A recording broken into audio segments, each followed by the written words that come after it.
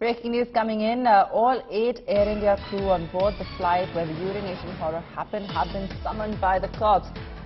That's the latest in the story. The police has summoned all of the Air India crew. There were 8 of them on the board of the flight where this incident happened.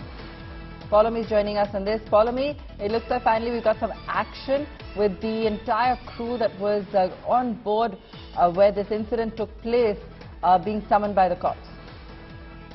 That's right. What we're learning right now from our sources within the Delhi police is that all 8 crew members who were on that flight, Air India flight on November 26th from New York to Delhi, have been summoned by the police.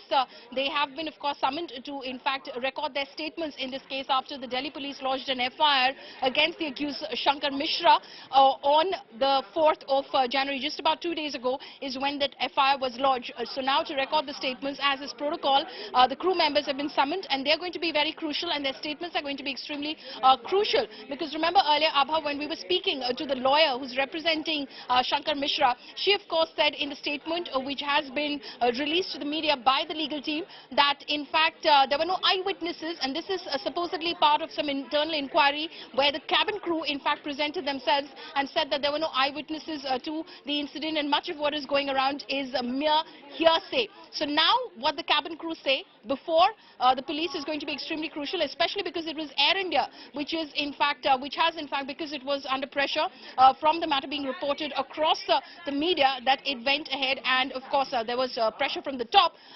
It has gone ahead and filed an FIR. So what is Air India and its crew going to say before the police? That's going to be extremely crucial, those statements at the moment.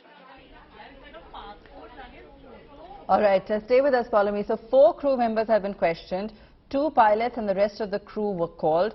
Some passengers have been identified. They will also request Delhi police to record their statements. So this is getting interesting as everyone looks to get to the bottom of this, Paulomi, with some questioning already been taken place. As you've also just described, the crew has come out and given their version. 2 pilots, and we've got some new rules coming out from Air India, or an advisory as well, suggesting that any such incident should be reported, informed, etc., and how to be assertive about these rules. So clearly, the system is moving, but there are still slightly different versions that are floating about, and we haven't quite gotten complete clarity on that.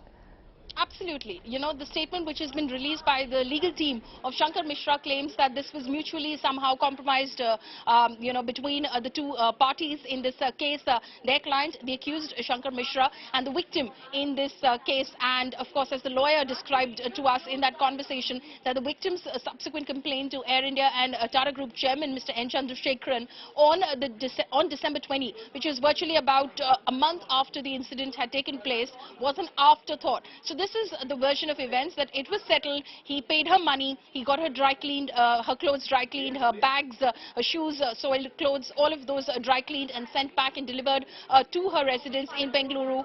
She accepted all of it. The complaint, which has of course gone forward, that was something which was an afterthought. Now, the victim, of course, has every right to proceed forward with her complaint, but, of course, the accused in this case maintains that what she's looking for, seemingly, is compensation and justice from Air India's side. She wants justice from the side of Air India because she believes that the cabin crew behaved insensitively in her case. And as far as the victim, as far as the accused is concerned, he seems to have been, quote-unquote, forgiven by her, that, she had, of course, put the matter to rest as far as their interaction was concerned. But clearly, this has escalated. He is, of course, someone who is absconding at the moment. He's not coming forward to face the law, releasing statements through his legal team. So this is definitely becoming murkier by the minute. And now the Delhi police, of course, while they're looking out for Shankar Mishra, they are, of course, questioning the crew and even some of the passengers, because I asked the lawyer in that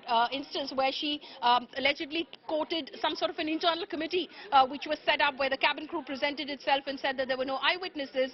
The victim clearly states that the male passenger who was seated next to her had intervened when this man was relieving himself on her and asked him to stop and back off immediately. So there are definitely eyewitnesses. The crew members are eyewitnesses. For them to, of course, say eventually that there was no, nobody who witnessed Shankar Mishra urinating allegedly on the lady victim. That is a matter of inquiry that will of course come out as the crew members are questioned, and of course some of the passengers who were seated around or next to the victim in this case.